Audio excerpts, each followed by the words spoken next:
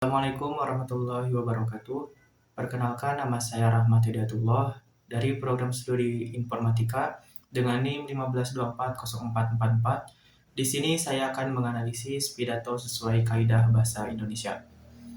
Kadang satu kalimat yang salah ucap bisa menenggelamkan ribuan triliun prestasi yang diusahakan. Hari ini kita akan membedah pidato Menkominfo, yaitu Pak Luhut Binsar Panjaitan. Dalam acara koordinasi pencegahan korupsi, kita akan melakukan sesuatu yang jarang dilakukan, yaitu mengkoreksi struktur bahasa pidato sesuai kaidah bahasa Indonesia tanpa membuang substansi teknisnya. Kita akan membedah mengapa diksi itu penting dalam diplomasi dan kebijakan publik. Pak Luhut dikenal dengan gaya bicara yang blak-blakan. Dalam linguistik ini disebut gaya bahasa informal otoritatif. Beliau ingin menyederhanakan masalah besar menjadi bahasa lapangan. Namun, ada risiko ambigu saat beliau bilang, "Jangan sedikit-sedikit tangkap." Publik menangkapnya sebagai pelemahan hukum, padahal konteksnya adalah pencegahan melalui sistem. Mari kita perbaiki dari segmen pertama. Yang kedua hilirisasi, yang ketiga dana desa. Saya jelaskan pada mereka, tentu harga komoditi. Tapi dua pertama tadi itu kunci, Bapak Ibu sekalian. Jadi kalau kita mau bekerja dengan hati, kita nggak mau maling aja, pasti bisa. Ya kalau hidup-hidup sedikit bolehlah. Ya kita mau bersih-bersih amat di sorga aja lah kau. Jadi KPK pun jangan pula sedikit-sedikit tangkap itu jauh juga ya. Lihat-lihatlah, tapi kalau digitalisasi ini sudah jalan, menurut saya nggak akan bisa main-main. Ya, tadi Pak Anies sudah jelaskan, pembangunan di daerah itu sudah bisa dilakukan. Jadi Bapak Ibu sekalian, digitalisasi pelabuhan, baru 14 pelabuhan, tahun ini selesai. Saya sudah bilang tahun depan, 149 lagi pelabuhan-pelabuhan kecil harus masuk. Dan itu kita kaitkan dengan apa? Dengan pelabuhan udara.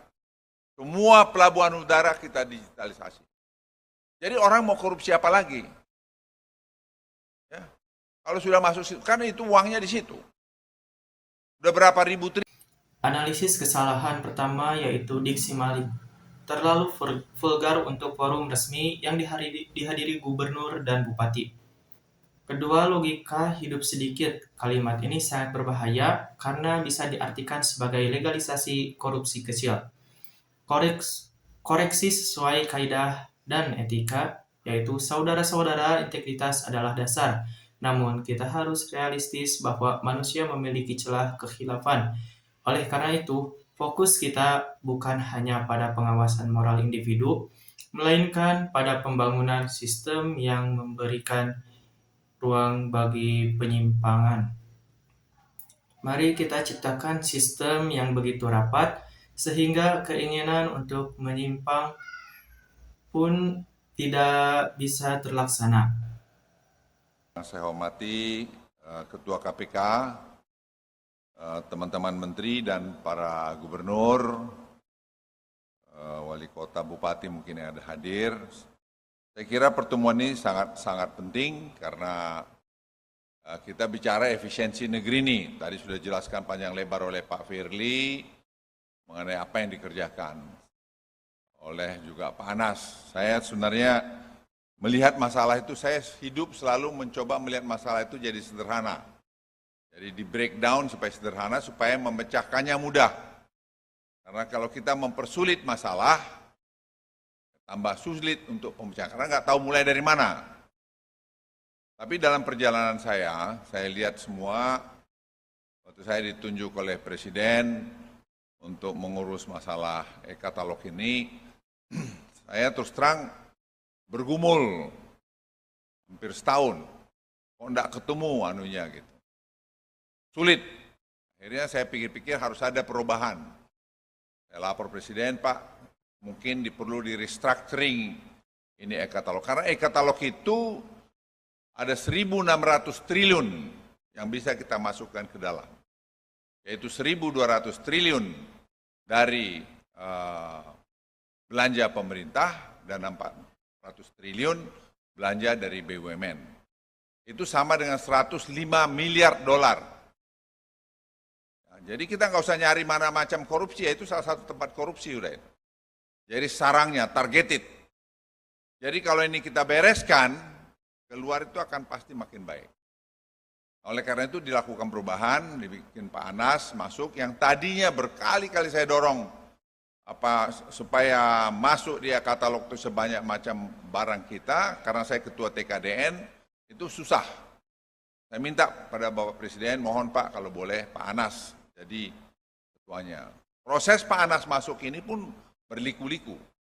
Tapi begitu dia masuk, angka cuma dari 90.000 yang ada di dalam, hari ini teman-teman sekalian, itu sudah 2,3 juta ya, Pak Ende, 2,3 juta. Jadi 2,3 juta item. Tahun ini kita targetkan 400 triliun harus masuk dalam e-katalog, itu ternyata masuk hampir 900 triliun ya. Yang masuk di e-katalog, yang orang belanja dari e-katalog, komitmen 900 triliun. Dan itu yang buatan dalam negeri, itu sudah hampir dekat 400 triliun. Dari hasil BPS, 400 triliun itu, dan kalau itu dibuat dalam negeri, ini supaya Bapak Ibu sekalian sadar, kita nggak usah bicara korupsi kemana-mana dulu. Penggunaan kata sarangnya target adalah metafora yang tidak baku dan membingungkan. Koreksi struktur yang sesuai seharusnya. Potensi belanja melalui e-katalog mencapai 1.600 triliun rupiah atau setara dengan 105 miliar dolar Amerika Serikat. Angka yang fantastis ini merupakan titik rawan terjadinya praktik korupsi. Jika kita berhasil membenahi sistem pengadaan ini secara digital, maka kita telah menutup celah korupsi terbesar di negeri ini. Ini Pak Firly, ini kita harus bisa memberikan penghargaan pada orang yang hebat. Dia yang terus ngejar saya, menyangkut masalah pelabuhan. Sekarang 14 pelabuhan di tanah air, saya ulangi 14 pelabuhan di tanah air, itu sudah terintegrasi dengan digital. Ini Sahat, satu lagi Sahat, kau berdiri lagi kau Sahat. Dua orang ini manusia ini, buka topeng kau tuh berdiri orang mukamu. Nah, dua orang ini, saya udah bilang sama Pak Anas. Analisis kebahasaan. Buka topeng biasanya bermakna negatif, yaitu membongkar kejahatan. Di sini, Pak Luhut bermaksud memuji, tapi menggunakan idiom yang terbalik. Koreksi diksi yang benar, yaitu keberhasilan integritas 14 pelabuhan ini tidak lepas dari peran dua sosok krusial di balik layar. Mereka adalah representasi dari sinergi antara pencegahan dan eksekusi. Saya ingin memberikan apresiasi setinggi-tingginya kepada mereka yang telah membuktikan bahwa digitalisasi bukan sekedar wacana. Bagian terakhir pidato menyentuh aspek kepemimpinan, yaitu tanggap, tanggon, terengginas. Pak Luhut Binsar Panjaitan ingin menekankan keteladanan. Koreksi kalimat penutup yang benar adalah, bangsa ini adalah bangsa yang hebat. Jika kita bersatu dan konsisten, digitalisasi adalah kunci efisiensi sebagai pemimpin. Tugas kita adalah memberikan keteladanan dan membangun sistem yang melayani, bukan yang membebani. Mari kita bekerja dengan profesionalisme tinggi demi masa depan Indonesia.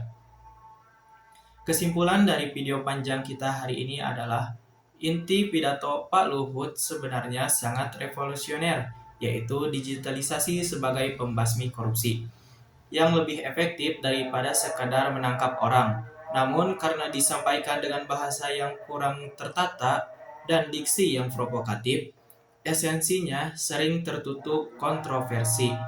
Bahasa Indonesia yang baik dan benar bukan hanya soal nilai di sekolah, tapi soal bagaimana kebijakan diterima oleh rakyat tanpa distorsi.